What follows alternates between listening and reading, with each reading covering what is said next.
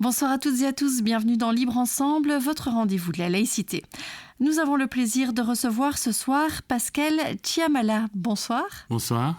Vous êtes médecin spécialiste en hépato-gastro-entérologie, coordonnateur du programme national de lutte contre les hépatites virales en République démocratique du Congo et vous venez d'être élu à la tête de l'association Humanisme et Solidarité, une association basée à Kinshasa qui vise notamment à assurer aux jeunes Congolais une éducation fondée sur la raison, l'indépendance d'esprit et la liberté de conscience.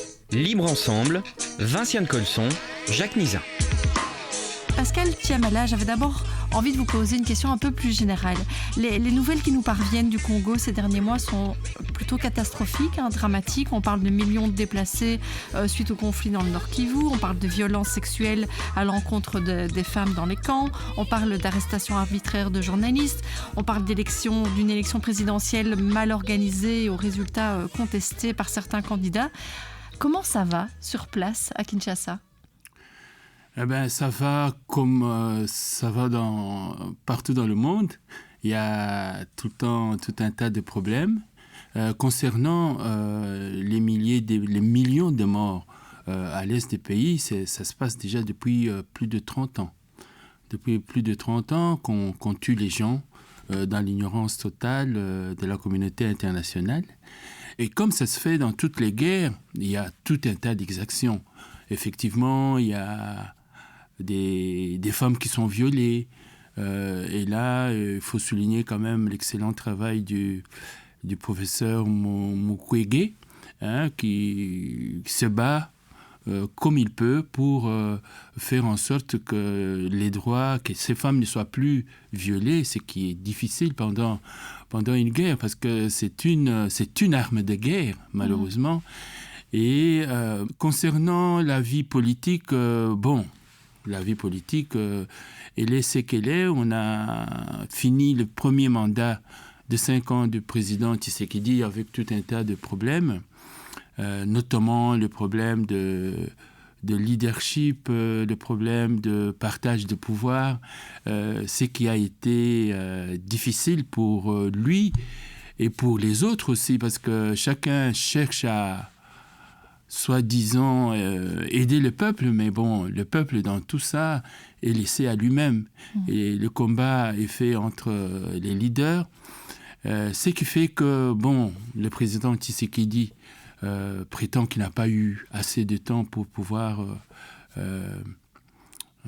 arranger les pays tel qu'il avait souhaité l'arranger. Et sur les 5 ans, il peut dire qu'il a travaillé seulement 2 ans.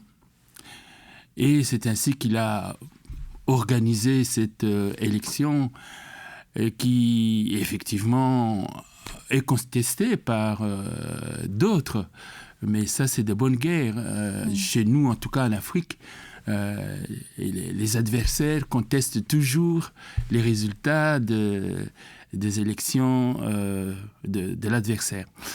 Mais bon, ce qui est là est là. Maintenant, nous attendons que ces résultats, même s'ils sont considérés comme truqués par les uns et les autres, qu'on puisse mettre en place un programme qui aille dans le sens que le peuple soit dégagé de toute cette souffrance, la guerre, mais il y a surtout la pauvreté qui est là et qui constitue un problème majeur auquel il faut s'attaquer, mais qui ne semble pas malheureusement être l'objectif actuel de nos dirigeants. Alors, cette lutte contre la pauvreté, elle peut passer aussi par le développement de l'éducation, le développement de l'école, parce qu'on donne finalement à ces enfants, j'imagine, un repas peut-être à l'école, on leur donne des conditions peut-être pour de bien-être et d'évolution vers moins de pauvreté. Or, le développement de l'école, c'est un des projets de votre association, donc Humanisme et Solidarité. Sur quoi vous travaillez exactement ? En fait, je viens d'être élu président de cette association qui a pour objectif de prévenir, ou plutôt de faire en sorte que la laïcité soit un des motifs principaux, notamment dans l'éducation. Effectivement, dans notre Constitution, il est dit que l'État congolais est un État laïque. Ça, c'est un. Deux, dernièrement, sous l'égide du président Tshisekedi, on a choisi de faire en sorte que l'école primaire soit gratuite. Et c'est en fait ce qui est en train de se faire. Mais il ne suffit pas de proclamer que l'école soit gratuite pour soit que ça le gratuite, devienne vraiment. Oui, il faut veiller à d'autres problèmes parce que s'il n'y a pas seulement les paiements des Minerval qui constituent un élément pour aller à l'école librement, mais il y a tout un tas de choses. Il y a les programmes de l'école, il y a l'état social de l'élève, l'élève qui quitte sa maison pour aller à l'école, doit manger, doit boire, doit avoir l'uniforme. Enfin bref, tous ces aspects qui accompagnent la gratuité ne sont pas encore dans la préoccupation malheureusement des dirigeants, mais nous devons, nous comme association, essayer de tirer parti de là et de faire en sorte que ça puisse être une réalité. Oui, et j'imagine aussi travailler sur la gratuité de l'école, travailler aussi sur vraiment l'école publique laïque, comme vous l'avez dit, parce que oui. Finalement la laïcité est inscrite dans la Constitution congolaise, oui. Parce qu'aujourd'hui, il y a beaucoup d'écoles plutôt religieuses. Oui, il y a plutôt des religions, des écoles catholiques. L'école catholique est la plus répandue dans notre pays, parce que depuis l'indépendance, depuis même avant l'indépendance, c'était les religieux, donc catholiques, et dans un moindre mesure, les protestants qui avaient la primauté de l'école. C'est un peu avant l'indépendance qu'il y a eu l'école publique, grâce à un ministre belge de l'éducation, qui a pu instaurer cela, l'école publique. Mais en termes de qualité, l'école publique n'a pas, malheureusement, les avantages, n'offre pas aux élèves les avantages en éducation civique, en éducation sportive, c'est que l'école conventionnée, catholique par exemple, peut donner. Ouais. Et pourquoi c'est important pour vous de continuer à développer cette école publique et de ne pas laisser justement toute la place aux écoles religieuses ? Oui, c'est important parce que c'est par la jeunesse qu'on commence à éduquer tout un peuple. Et nous sommes un peuple très, très dispersé, très variable. Nous sommes 450 tribus différentes et ça fait tout un problème de pouvoir apprendre à habiter ensemble. Et ça, c'est un. Deux, c'est que font les écoles conventionnées. Ils disent par exemple que la meilleure école, c'est l'école catholique, c'est l'école protestante, etc. Ça crée aussi au niveau de la société des séparations, et surtout si elles sont religieuses, qui vont jusqu'à des combats, à des luttes entre les partisans.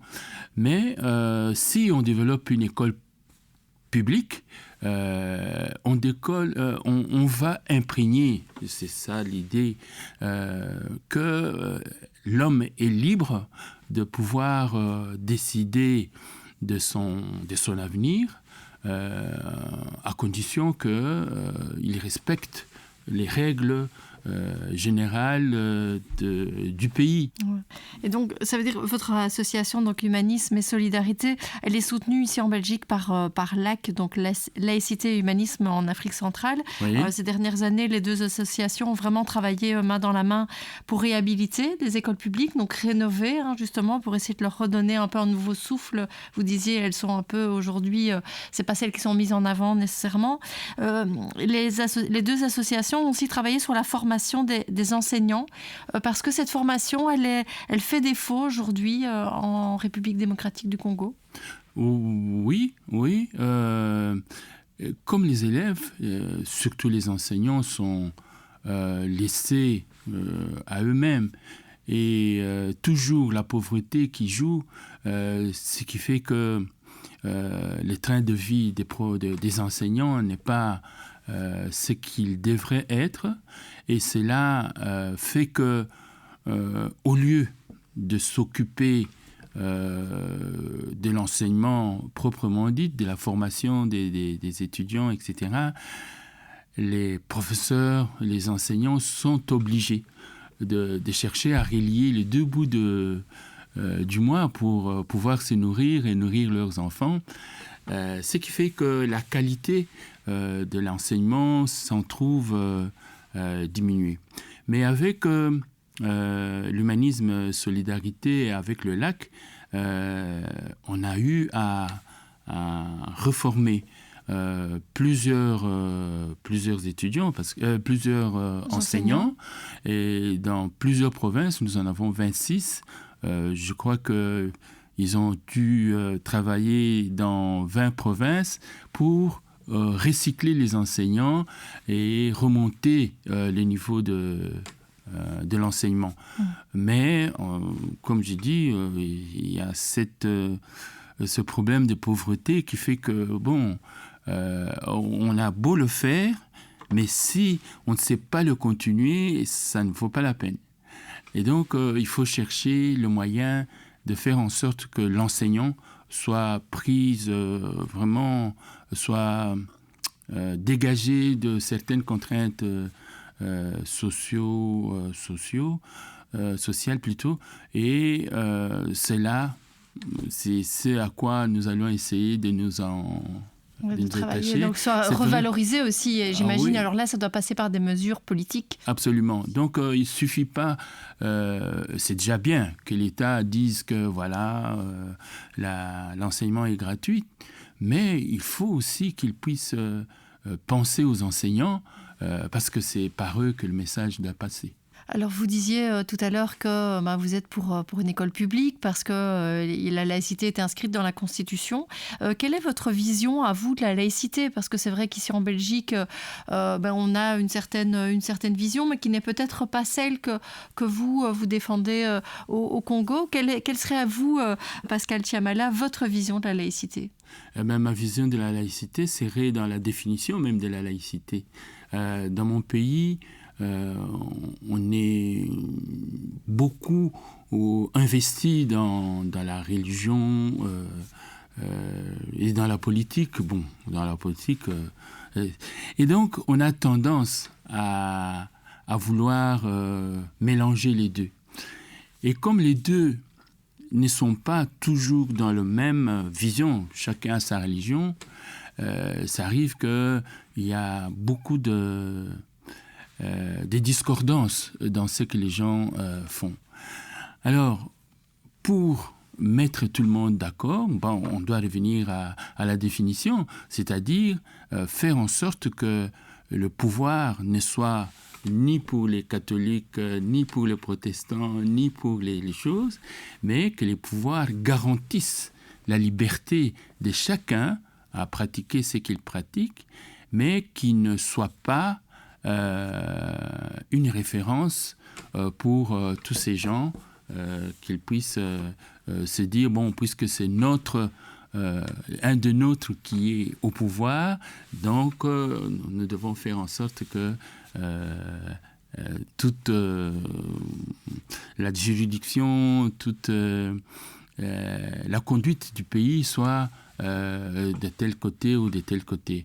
Je suis tout à fait pour la religion de chacun, mais il ne faut pas que cette religion de chacun soit un moyen de privilégier certains au détriment des autres. Ouais. Hein, l'État doit rester neutre, mais protéger quand même chacun dans ce qu'il fait, mais sans se mêler... Oui, sans privilégier une religion plutôt qu'une autre, oui, ce qui permettra aussi d'atténuer les conflits. Hein. On parlait bon, il y a évidemment cet énorme conflit dans le Nord Kivu, mais de façon générale, il peut y avoir des tensions entre différentes tribus ou différents courants, ou différentes religions dans le pays.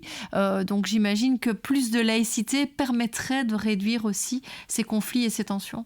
Absolument, parce que c'est surtout... en plus bon, la religion, oui, il y a actuellement des disputes entre... moi, je suis catholique, moi, je suis Église et l'éveil, ainsi de suite. Il y a des disputes, mais fondamentalement, on est d'abord tribaliste. Hein? Moi, je suis Moulouba, je suis Kassaïen, je suis de Lubumbashi, etc. Et ça crée des problèmes politiques, hein, des problèmes de vivre ensemble. Alors, je pense que en mettant en place un système politique comme notre pays dit qu'il est laïque, donc en mettant en avant cette laïcité, ça pourrait, je suis certain, faire en sorte que progressivement, on puisse avoir le même soutien de la part des dirigeants, mais surtout être à même de vivre ensemble parce qu'on respecte les mêmes valeurs. Et donc, c'est un problème assez important et je pense que nous pouvons y arriver, mais il faut lutter contre la pauvreté qui est un élément très, très, très dégradant et qui fait que les gens s'occupent plus de vouloir manger, boire, avant de s'occuper Ouais, du reste ou de laïcité. Oui, c'est ça. Qui dit pauvreté dit aussi, on a dit on peut avoir un impact sur l'enseignement, mais qui dit pauvreté dit aussi impact sur les soins de santé. Or, vous êtes médecin, Pascal Tiamala, vous êtes coordonnateur du programme national de lutte contre les hépatites en République démocratique du Congo. Alors, parlons peut-être un petit peu de cette mission que vous avez. Selon l'OMS, 400 millions de personnes sont affectées par les hépatites virales B ou C à travers le monde. Quelle est l'ampleur de ces maladies au Congo? D'abord, cette maladie est très ignorée dans le monde, mais au Congo en particulier. En Congo, on a des problèmes de gastrite, des histoires comme ça. On a parlé du sida parce que les sida, on en a parlé dans le monde, mais on parle peu, on connaît très peu les hépatites. Si bien que les chiffres que nous avons pour la prévalence de la maladie sont tout à fait sous-estimés, hein, parce que nous disons que chez nous, nous avons un taux de 8 à 10%, un taux de prévalence de 8 à 10%, mais compte tenu de nos statistiques qu'on ne maîtrise pas tellement, je pense que ces termes est beaucoup moins valorisé. Alors, ça c'est une chose. Donc, les gens ne savent pas qu'est-ce que c'est l'hépatite. Donc, l'effort que nous devons faire, c'est de pouvoir faire en sorte que nous puissions sensibiliser les gens contre l'hépatite. Et ça, c'est possible parce que malgré tout, l'hépatite B et C, B surtout, c'est transmis comme les sida. Et les sida, nous avons vu que lorsque nous avons été confrontés à ces fléaux, du moins dans la ville de Kinshasa. On est passé d'un taux de prévalence de plus ou moins 8% à actuellement 1% de la population. Quand on sait que dans la ville de Kinshasa, on est environ à 17 millions, c'est quand même quelque chose d'important. Et je parle surtout de Kinshasa parce qu'effectivement, dans tout ce qu'on fait, on lutte d'abord à Kinshasa et secondairement, on va à l'intérieur du pays. Et donc, c'est une lutte que nous devons mener ensemble avec la communauté internationale parce que c'est une lutte qui intéresse tout le monde. Et si, par malheur, il y a un pays qui est laissé pour compte dans ces histoires, eh ben, on ne sera jamais débarrassé des hépatites. Et les hépatites sont des tueuses silencieuses. Ça tue sans qu'on ne le remarque, c'est ça en fait. On peut être contaminé par l'hépatite et puis ne pas avoir vraiment de symptômes pendant plusieurs années et ça se déclare plus tard, c'est ça? Oui, effectivement, ça se déclare plus tard par un ictère, par de l'acide, enfin bref. Quand ça se manifeste, ça a déjà provoqué beaucoup de dégâts dans l'organisme et au moment où ça se manifeste, c'est le moment où on peut être là juste pour soigner les symptômes, mais pas éradiquer la maladie. Et pourtant, si on la connaît bien avant, il est possible de la supprimer, parce qu'il est possible, pour l'hépatite B surtout, de pouvoir vacciner les gens des communautés à risque. Et pour l'hépatite C, c'est vrai qu'on n'a pas encore le vaccin, mais on a des médicaments efficaces, bien que ça coûte extrêmement cher, mais je pense qu'avec le temps, ça va venir, parce qu'avec le sida, c'était la même chose. On achetait des médicaments qui étaient là à un prix vraiment hors possibilité de la population, mais maintenant c'est gratuit, et parce que c'est gratuit, ça a permis aux gens de bien se discipliner. Et ça veut dire que si on veut aussi que plus de personnes se dépistent, qu'il y ait plus de dépistage de l'hépatite, il faudrait peut-être rendre les médicaments gratuits plus rapidement. Parce que j'imagine que si les patients savent qu'ils peuvent avoir un traitement gratuit, ils seront peut-être plus poussés à aller se faire dépister. Effectivement, ce qui nous arrive actuellement, avec les petites enquêtes que nous faisons, il nous arrive de pouvoir détecter des gens. Voilà, monsieur, madame, vous êtes positif pour l'hépatite. Bon, et maintenant, qu'est-ce que je dois faire ? Ah, vous devez acheter les médicaments. Mais je n'ai pas d'argent. Alors, la tendance est de ne pas se faire dépister pour savoir qu'on va mourir de ceci ou de cela. Et donc, il est important que le gouvernement, nous en avons parlé avec le président de la République, qui a été très attentif à cela. Bon, nous allons voir sur le terrain, par exemple, le 28 juillet de cette année, c'est la journée mondiale des hépatites. Nous comptons faire le bilan de ce à quoi nous sommes arrivés depuis que nous avons commencé la lutte. Ouais. Avec effectivement peut-être un système de mutuelle pour rendre ces médicaments plus abordables à la population. Oui, on a commencé un problème de système de mutuelle avec les femmes enceintes. Les femmes enceintes qui accouchent, tout ce qui est accouchement est pris en charge par l'État. Et petit à petit, on va pouvoir arriver à d'autres maladies.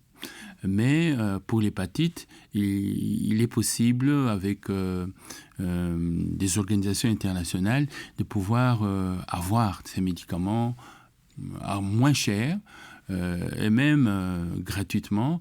Je suis certain qu'on va pouvoir arriver à résoudre ce problème des hépatites. Des hépatites. Oui. Pascal Tiamala, au début de l'émission, on a parlé du conflit au nord Kivu. Donc on sait que donc il y a le M23 qui est soutenu par le Rwanda, qui contrôle vraiment des pans entiers de cette région, une région riche en minerais. On parle de plus de 1,6 million de personnes qui ont été déplacées aujourd'hui, qui se trouvent dans des camps. Beaucoup se trouvent dans des camps en périphérie de Goma. Et j'imagine que les conditions de vie dans ces camps sont aussi propices au développement de maladies, d'épidémies. Est-ce que vous savez un petit peu quelle est la situation sur place en termes sanitaires ? Je dois avouer que je ne connais pas, mais il y a souvent des alertes des maladies telles que le choléra, qui est une maladie de mains sales et qui peuvent se répandre. Les conditions de se déplacer, moi j'avais entendu 7 millions. En plus de la faim, en plus de la pauvreté, viennent s'ajouter les maladies. Je suis sûr que c'est dans un climat très inhumain que ces gens-là vivent. Notre espoir, parce qu'on a vu que l'organisation internationale ne s'occupe pas tellement de cette hécatombe qui chaque fois diminue les populations du pays. On veut nous pousser à la guerre. Je ne sais pas personnellement si la guerre va résoudre le problème, mais quand on ne sait pas faire autrement, on doit être prêt à se défendre coûte que coûte, quoi. Oui, surtout quand on sait, j'imagine, on a parlé beaucoup de lutte contre la pauvreté depuis le début de l'émission. Vous nous avez dit l'enjeu aujourd'hui principal au Congo, c'est la pauvreté, c'est la lutte contre cette pauvreté. Et quand on sait que cette région est pleine de minerais, de richesses en fait, que le Congo regorge de richesses, j'imagine que ça doit être particulièrement frustrant de voir la situation actuelle. Oui, c'est très frustrant, effectivement. Parce que, je ne cite pas les pays, mais il y en a qui ont signé avec ces pays-là, le Rwanda, pour ne citer que lui, pour vendre des produits qu'il n'a pas. C'est quand même pas normal que on puisse, par l'intermédiaire d'un... excusez-moi le terme, il est fort, mais enfin d'un voleur, racheter des choses qui ont été volées. Malheureusement, c'est ça la logique internationale. Et j'ai peur qu'on soit amené comme dans les années 60, où nous avions un premier ministre très, très actif, Lumumba, qui n'était pas un communiste, mais qu'on a fait devenir communiste parce que l'autre côté de l'anticommunisme, il avait l'impression qu'on ne faisait rien. Il s'est tourné vers l'URSS et ça a valu sa peine de mort, quoi. Il n'a pas fait 6 mois comme Premier ministre. Alors actuellement, c'est ce qui malheureusement est en train de se dessiner. À partir du moment où l'Occident semble s'en foutre et soutenir le Rwanda, pour des raisons qu'on connaît, qu'est-ce que le Congo va faire sinon d'essayer d'aller de l'autre côté et de demander de l'aide? Alors, on va nous qualifier de tout un tas de termes, mais on doit se défendre. Oui. C'est ça. On ne doit pas se décourager. On devrait travailler ensemble, mais puisqu'on ne sait pas travailler ensemble, on doit essayer de se défendre.